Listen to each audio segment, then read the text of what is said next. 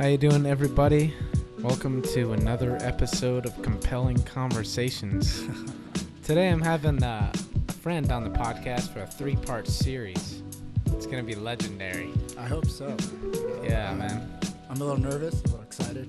We're calling this series Ripples in the Desert Sand. And you're going to find out why. And part 2, you'll find out why, yeah. Because you don't want me to let them know what's going to happen in the podcast. Now, you want to just weave your own tale, or do you want me to kind of state what's going to go on? Well, yeah, I think it's better if they kind of tune in and weave their own tale. Okay, yeah. Man. Well, without further ado, why don't you just tell your story? Well, but before we go into the story. Okay, go ahead. And I know they're probably just listening. There's no video to this. So I just wanted to show you some of my things, some of my currency that I collected during my time overseas. That's cool, man. I think that some of that currency comes from Uganda, of course, Egypt, Tanzania, Ethiopia. Wow. Kenya. Did I say Kenya? Oh, that's pretty cool. I didn't collect any from Jordan because that currency is awfully expensive. Oh, yeah. It wouldn't make any sense to hold on to it. And I regret not collecting any from Israel and from Greece, euros. Euros are pretty expensive to keep, so I kind of got rid of those as well. Yeah. I kept the currencies that weren't as strong. So. Yeah, I've got some currencies at home. I've got some like South Korean ones. Got some euros. I hope to Dominican pesos. I hope to frame them one day. Yeah, dude, that'd be pretty cool. Yeah, and just real quick, I wanted to show you some of my stamps from some of these countries. Okay. Of course, Egypt is there. I have a ton of Egypt ones. I had to leave the country several occasions because my visa expired, and so. Wow. So now the listeners are curious. They know Egypt's involved. They know Tanzania's involved. Yeah. They're like, what happened here? Actually, every stamp there has a story, and there's one particular stamp in there, at the very back near the end of my passport, has a very particular story, and that's basically me trying to escape from Sinai, because the Sinai stamp that I got did not allow me to go to Cairo unless I had some tourist letter to let me go to Cairo. So that's a whole nother story there, but. Well, we'll get to that. Yeah, we'll get to that eventually. Untold stories. The untold stories. Yeah. I think this story basically starts on May 14. That was May 14. Very specific. Yeah, May 14. I think May 21st or May 22nd, 2014. Yeah.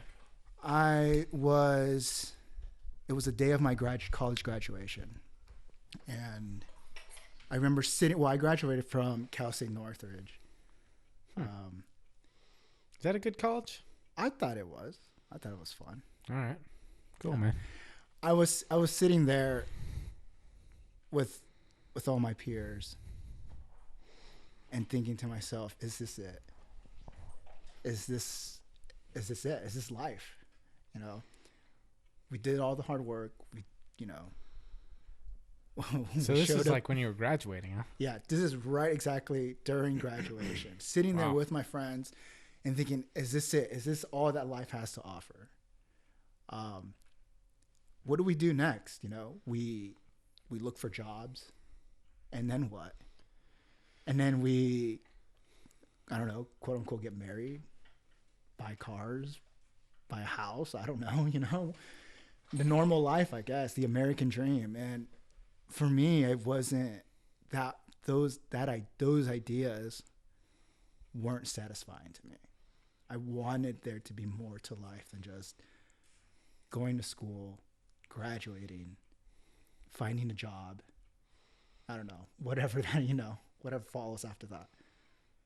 And to me, it just, at that moment in my life, it just, nothing was satisfying. Yeah. I wasn't happy with myself. Where does traveling come in? You know, so you got this degree and you're like, shoot, dude, do I actually want to do this? Yeah, I got this degree in spatial science from Cal State Northridge, and it was basically staring at a computer all day. And to me, that wasn't life. That wasn't living. And of course, you've asked me before, why did I do it? Why did I do that specific, line of study? And I did it. And to be honest with you, I did it because everyone else was doing it. I went to school because everyone else was doing it. I didn't know people even got that. You knew a lot of people that were getting that degree? There wasn't. Yeah, there was quite a few people, but it wasn't like, it was still unknown. It was an unknown degree. It was, I guess, up and coming. So you only got it because like your friends were doing it. Yeah, I got it because I heard, they when departments are trying to recruit students, they're always saying, spatial science is an up and coming, field of technology, Oh, go that's into why. it. It's because the freaking college people were hyping it up. Right. And to be honest with you, they were right. It's a big deal nowadays. At the base here where we live, they're always looking for spatial analysts. I know in Los Angeles, they're always picking up spatial analysts. But to me, it was just, I did it because, I went to school because everyone else was doing it. All my friends were going, these big fancy schools. And I said, okay, sure, I'll go ahead and do it. But there was always this emptiness inside me. Like, this can't be it. Like, this can't be all of life has to offer. And this is how I felt on May 2014. When you were graduating? When I was graduating, I said, this can't be it. This, there has to be more to life than just this. And so, graduation was over, and I thought about, I would lay in bed and just think about it. Yeah. Like, come on, how do I break the cycle of conformity? All my friends were bragging about going back to school and doing their masters, and I said, "Screw you guys, I'm not doing that." Did they actually all do it? They did. Most of them ended up going back, and most of them ended up dropping out. Really? Because they just couldn't do the masters, huh? Well, not only that, they found jobs. Oh. They found jobs in their respected, fields. So they didn't need it? Not really. Yeah. But some of them did go back and do it.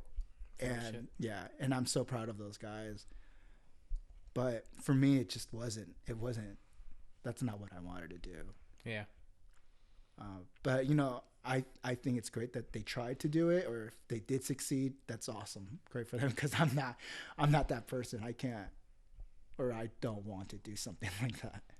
Spatial science, man. I mean, let me ask you this. Yeah. The whole 4 or 5 years that you were in college studying all this, going through fucking hell studying this boring ass shit, why did it take you till the day of graduation to realize you didn't actually want to do it? What were the factors that led to you committing to something you really didn't like, and then ultimately last second you being crushed by the reality that you wasted 5 years doing something you didn't like? That's a good question. It was one of the, I think for me, it was one of those one of those experiences that, like, for me, it was, I had to have done it to realize whether I liked it or not. For me to know whether I like something, I have to do it. And that's what it was. That's what school was. But you never actually got the job, though. So how do you know if you liked it? Because I did the work. And that was more than enough for me. I was like, actually, that's not true. I did some internships. Oh, you did? I did some internships. What were the internships like? I did one for... Were they boring as hell? Yeah, they were very, very, stupidly boring. I did an internship for... Okay, look at this map. Circle the nodes. It was a little bit more complicated than that, but it was, staring at a computer all day. And to me, that wasn't very fulfilling. It was just very. Yeah, that sounds boring. It was. I thought it was cool during the time, but when I again May 2014 sat there, it's like this isn't satisfying. Wait, so but was there ever any part of you that said, "Oh, this is boring," but $160,000 a year sounds nice, or how much? I don't know how much they make or not. Yeah, the idea of the amount of money that we would start out with. How much was it?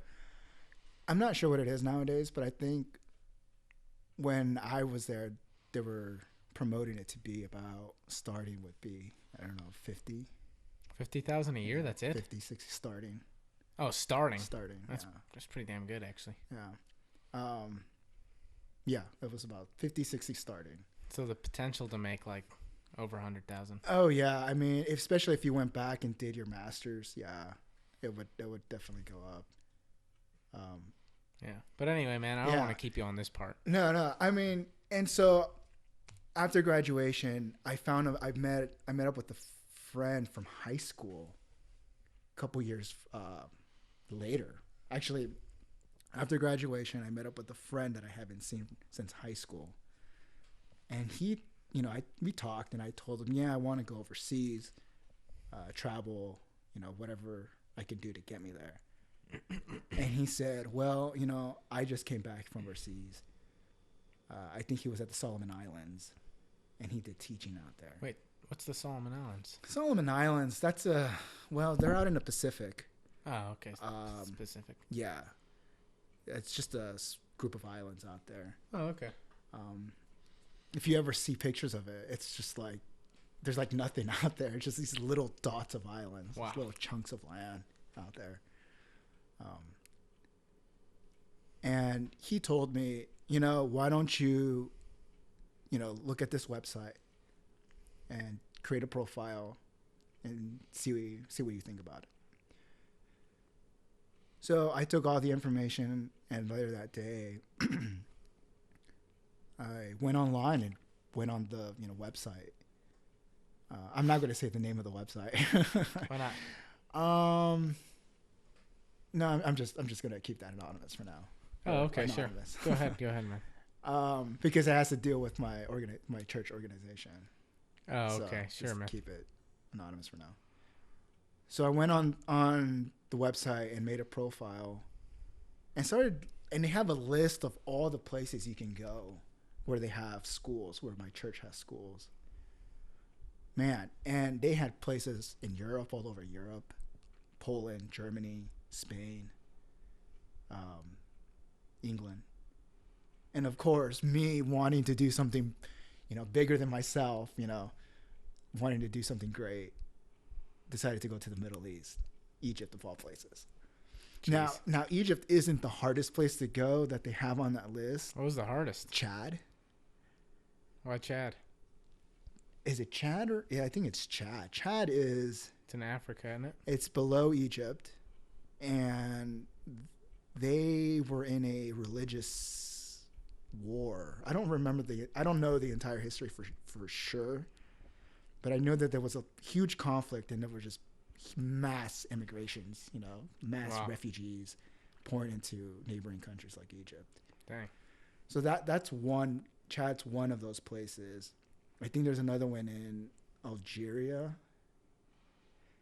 But if I ever show you, well, I've read over some of these applications, and one of them said, expect malnourishment, only 2 meals a day. Jeez. No electricity. And wow. Yeah. And trips to the supermarket or to the market are once a week. So that's crazy. I mean, there's harder to more difficult places to be than Egypt, but Egypt was pretty tough. Yeah.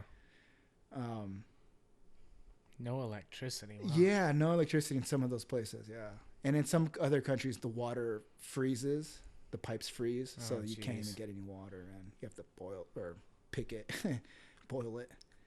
That's rough, man. Yeah, it is. Yeah, it is pretty rough. Yeah. Anyways, I started going through these lists, and during that time, it was, I don't remember the year. I think it was still 2014. And during the it was during the height of ISIS. I think ISIS was coming into power. And I would watch on the news, all the horrific things that they were doing, and the U.S. government getting involved, and just ISIS becoming a big problem. And that was a motivator for me to want to go to the Middle East, to Egypt. It was it was a huge motivator for me to go, because I had this, romanticized idea that I wanted to make a difference in the world. Boy, was I wrong. I think when people travel, they have this romanticized idea of what it's going to be like, but sometimes our expectations are way too high, and when reality hits, it hits pretty bad, like in my case. But yeah, ISIS was in the height of its power. Let me ask you this though, man. Yeah, sure. When you say a romanticized idea of what Egypt's gonna be like, what the hell are you thinking? I was, I don't know. I thought, my students were going to be so eager to learn, I thought, I was going to see great things, which I did, but it was just so overshadowed by the negative.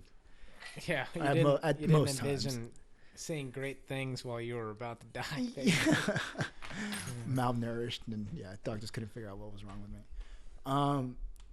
I had this romanticized idea that my students, the school, and the teachers there were going to be single-minded, like focus on a single thing, and that was for the betterment of the students. And that's true.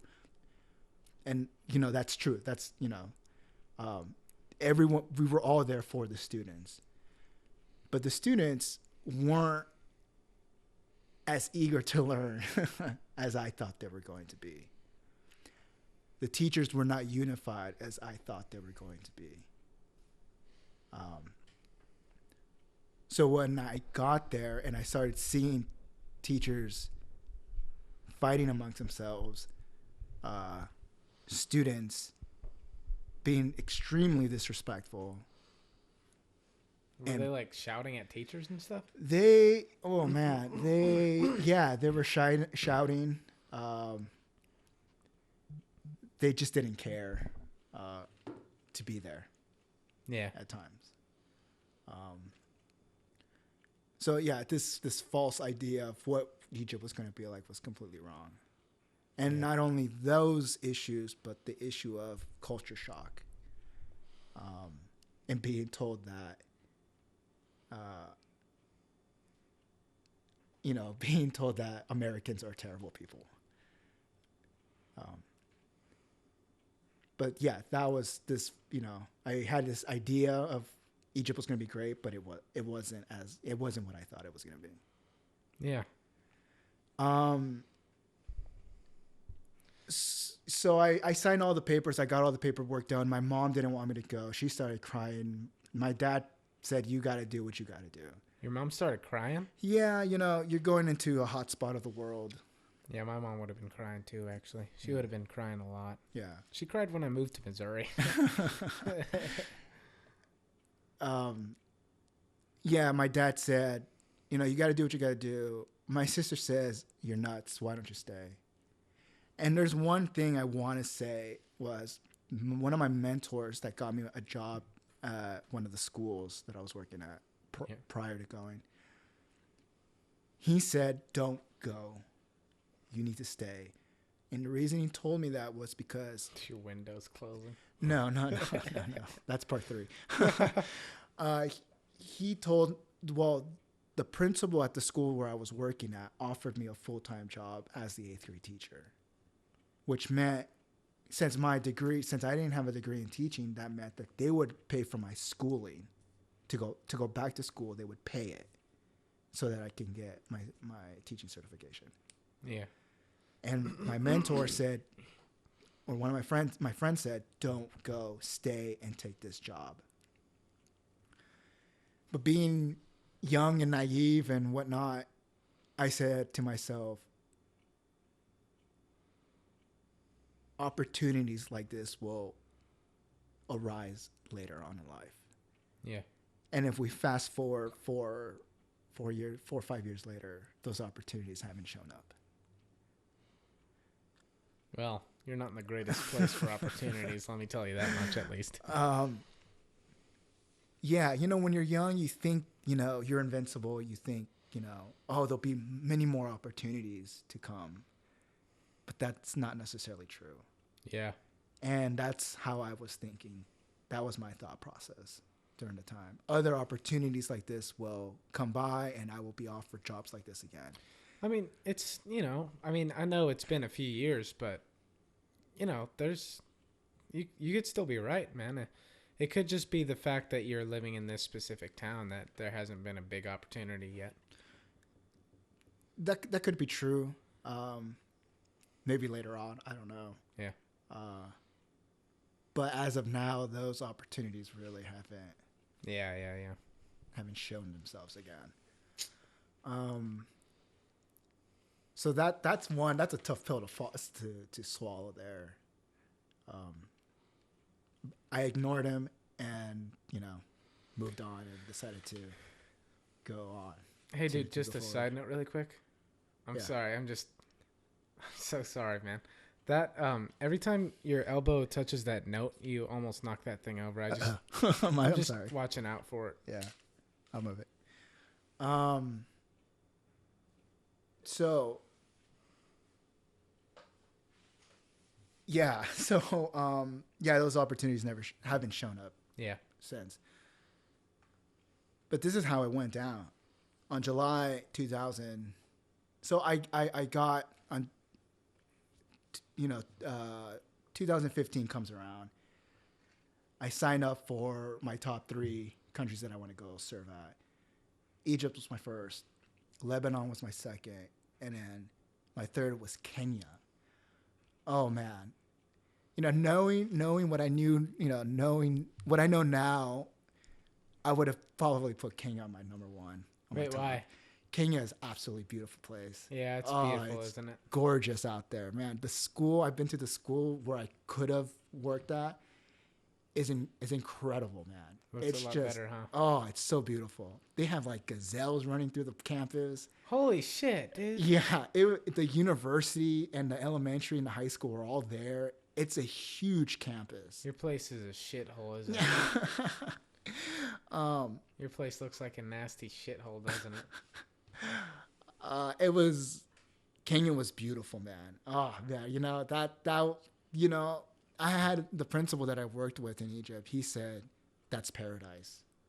Because he was the dean there. And he said, Kenya, that particular school is paradise. Wow.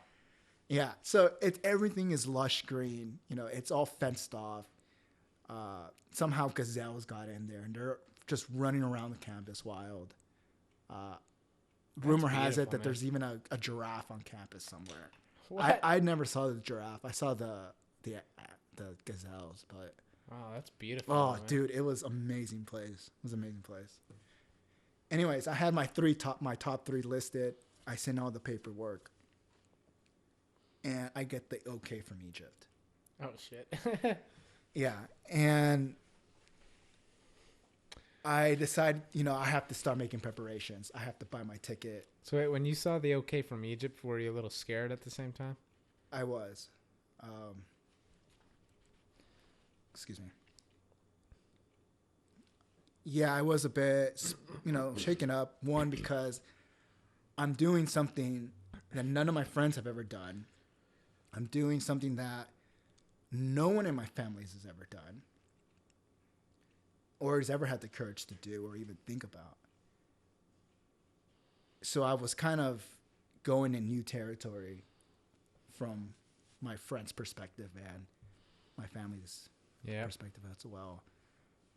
So I got the okay I have to start telling, the people who I work with, like, look, I'm not going to be here next year. I'm sorry, I have to go. They were fine with it. I buy my ticket, one-way ticket to Egypt, and that's when it hit me. It's like, man, this is it. I buy my tickets. It was like $750 one way, and it started sinking in. And finally, on July, I even wrote it down here. July 2015, July 17, 2015, I quit my job. July 18, I packed my bags. On July 19, I boarded a plane. And on July 20, I landed in Egypt. Damn. All in within a span of a few days. Wow. And that's crazy, man. it was, that was, and honestly. So you made this whole decision in like a day? No. This was all within a year. Oh, okay. Of preparation. Signing paperwork. Oh, sorry. Yeah. Signing paperwork, trying to communicate with the organization. Oh, okay. This is all the span of about a year. But that was the secret, how quickly it happened. Like, boom, it happens. Wow. Quit my job, packed my bags, boarded a plane, and landed in Egypt. Dang. It was an intense feeling because I've never imagined that something like this would ever happen. Man, I can't imagine like landing in Egypt of all places and just realizing I'm not going back. You know what? I did feel like that. Actually, the thought process when I landed in Egypt was, I don't know how long I'm going to be here for. Yeah. I may never go back to the States. If I like it here, I may never go back. Yeah. And that is actually a dangerous way to think, because that thought process actually made me very depressed during my time there. Really? Yeah. Wait, why? The idea of maybe never coming back home meant to me that I would probably, now it was a bit extreme, but it meant to me that I may never see my family again, or not as often as I would like to see them. Yeah. And I'm close to my family. Yeah. So the idea of the thought process of I may never see them again really, really hit home. Wait, how about this, man?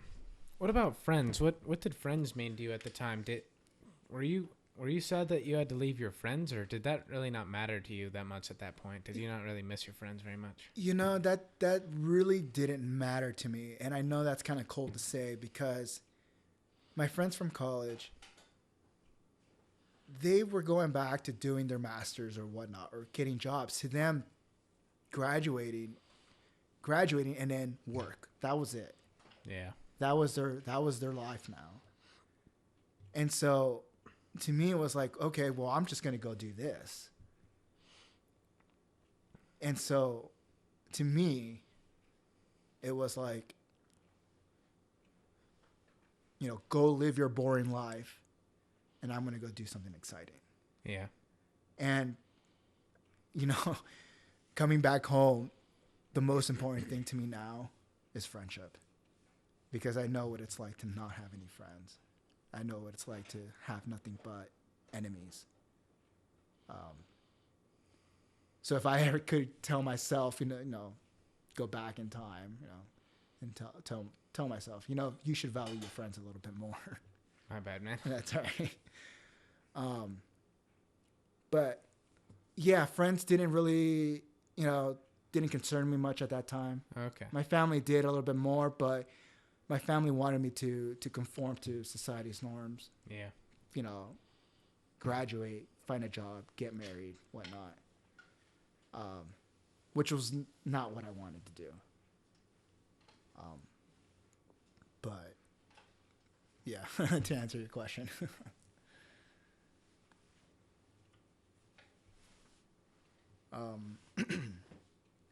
Sorry, people. I didn't say anything because I was taking my flannel off and I was sorry. Sorry, I'm like making a lot of background noise. I know. Sorry, dude. Continue, man. So that was it. You know, I on January 20 boarded the plane and took off. 24-hour journey. 24 hours. Dang. To get to Egypt. 24 hours? 24 hours. Why is it so long? Other side of the world, I guess. It was, yeah, it's a long flight. Well, from Los Angeles, it makes sense, I guess. Yeah. It was from Los Angeles to Chicago, from Chicago to Germany, and then Germany to Egypt. Oh, okay. And that was the flight pattern there. Yeah, I landed in. This is going into part 2, but I landed at the airport, and I was lost in the airport for 2 hours. What? It was just miscommunication by me and the principal. Oh, yeah. I didn't realize. I thought someone was going to be in the airport waiting for me, like holding up a sign, but I actually had to walk outside the airport and find my guy. So what else happened on the leading up to it, though? Like before we jump into part 2, you know? Yeah. You know, there's, you know, I think back and I wonder, because there was a particular girl I was seeing. You know, we hung out, talked a few times. I was wondering if you were going to talk about this part. I always wondered what would have happened, but we hung out and we actually liked each other quite a bit. Yeah. But there was just, I don't know, we talked, we went out, but not in, I guess in my head, I already had my mind made up that I wanted to go. And so I kind of didn't pursue it more. Yeah. But I think back, it's like, what if, you know, if I would have pursued this, I would have not gone overseas. I would have stayed. And that kind of is the situation now. We'll get into that later. But that was, you know, I think back and it's like, well, what could have made me stay? Well, that, you know, nothing really, because I already, in my mind, I was already decided, I'm going. I'm out of here. I can't be here anymore. Yeah. So there was really nothing in my head or that I know of that could have made me stay. Because it wasn't that job offer. That didn't make me want to stay. It wasn't that girl. Was the girl close to making you want to stay? No, not really. Not enough, huh? Not enough. Like I said, I already made it up in my head that I was going to do this. Yeah, I understand. I did the same thing. I had a girlfriend in high school. Yeah. And I mean, this is a much smaller thing. That's fine. But it's a similar dynamic. It's just to a much smaller degree, because here's what I was feeling in high school. Everyone was going off to college. Everyone was going to go to Syracuse or go to a 4-year university. And I was like, man, I'm not ready to jump into all that. I definitely don't want to go to boring Syracuse. That's what I thought of it at the time. And I definitely can't go to a university right now, nor do I want to. Right. I want to experience some life. That's what I kept telling myself. Exactly. Those exact words. I was like, I want to experience some life. I really want to, you know what? I think I could move in with my grandma and see what I could do in Missouri. Maybe even join a trade school. And so I had this girlfriend at the time. And even though she was a pretty good girlfriend, the calling was stronger than the girl. I hate to say it, but that's just the fact. You know what, Matt? You're absolutely 100% correct. You know, I've told you this before, and I told this just about any soon-to-be, you know, high school graduate or college grad. Look, school is cool, man. You know, do it. You know, go to college. Do your first 2 years. And then stop and think about think about what you're doing. and go travel. I've told you that, and I've told that to a lot of different people. Oh, dude, I can already tell I'm gonna have a second wave after I'm done with Saracoso. I'm gonna be like, everyone's going to the university. I want to experience some life first. You know what? Dude, go for it. You know, I always encourage people, do your first 2 years of college and then go experience life. Yeah. Because go travel, go do something. Don't leave town. Because the most life any high school kid has experienced is just the life they lived in town, the life that they have within their city.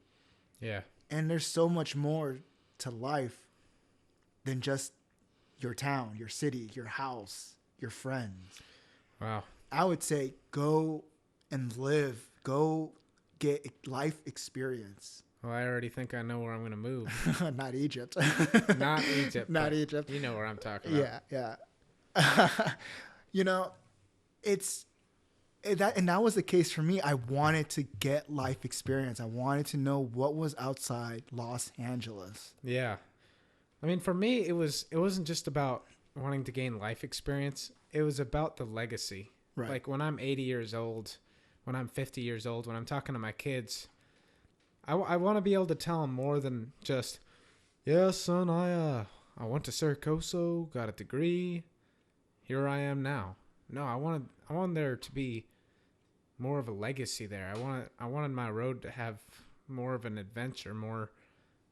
You know, when I'm 90, all I'm gonna have at that point is my family, my friends, and my story, and I want that to be a good story. Right, I agree.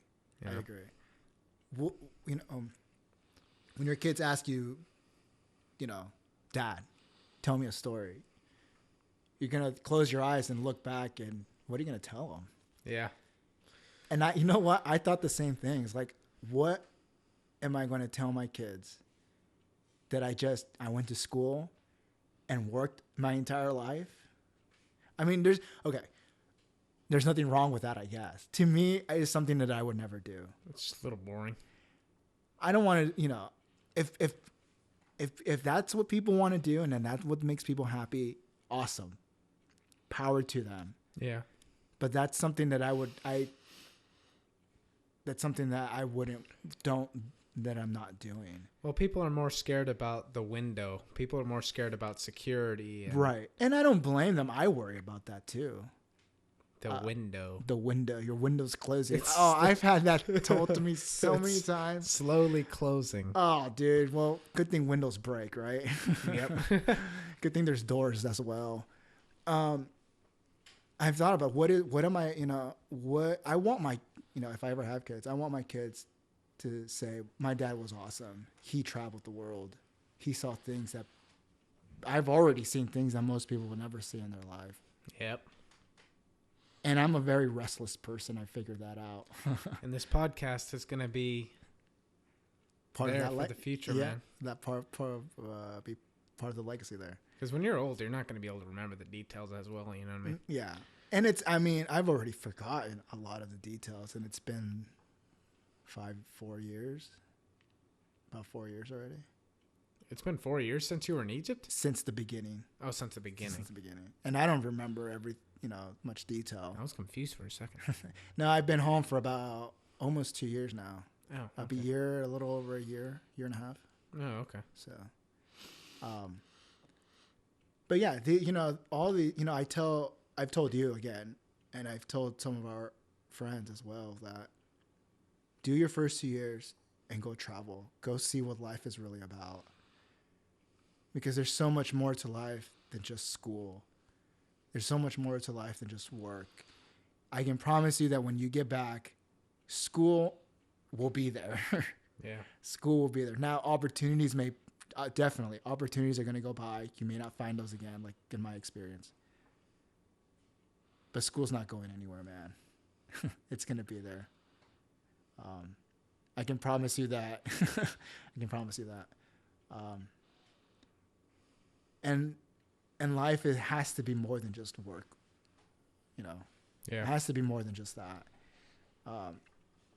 And to me, that was my biggest, Yeah. Sure. I mean, some people like figure they're gonna do all the crazy stuff after they're retired, but Yeah, that's not me really. I don't want to Yeah. travel when I'm so old and can barely move. And by that time you're not gonna care anymore.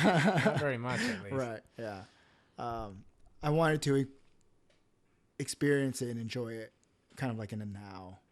Yeah. I guess instant gratification or something. But to me, it's just trying to make life worth living Yeah. and just experiencing the fullness of, I guess, what God has to offer. Yeah. In that sense. But yeah, man. Yeah, that's all. That's a lot of the thoughts that went through my head during that time leading up to my departure. So. Yeah. Dude, I'm gonna take a quick break. Okay. And we'll get back into it. Alrighty. Well, anyway, guys, so I know I made it sound like we had a lot more to say, but that break was completely unnecessary. We didn't need to take a break because we're done. We're done with this part 1 of the series, right? That's right. Yeah. Nothing else to say? No, I think we covered it. Yeah. Hopefully it wasn't too scatterbrained. I'm sure it was fun. But guys, yeah, stay tuned for part 2, and then later part 3. But part 2 we're about to record, and it's gonna be talking about the depth. That's gonna be the crazy stuff, man. The meat of it, yeah. That's gonna be all the good stuff, man. So stay tuned for that. There's gonna be some crazy stories. Yeah, it's gonna be good. It's crazy stuff. Yep. So anyway, guys, I hope you enjoyed this episode of Compelling Conversations. Be sure to share this episode with someone who is thinking about moving across the country, or moving to another country, or traveling, or just show it to your friends if they might find it interesting. Share, like, and subscribe. And hope you enjoyed, and I hope you have a great day. See you later.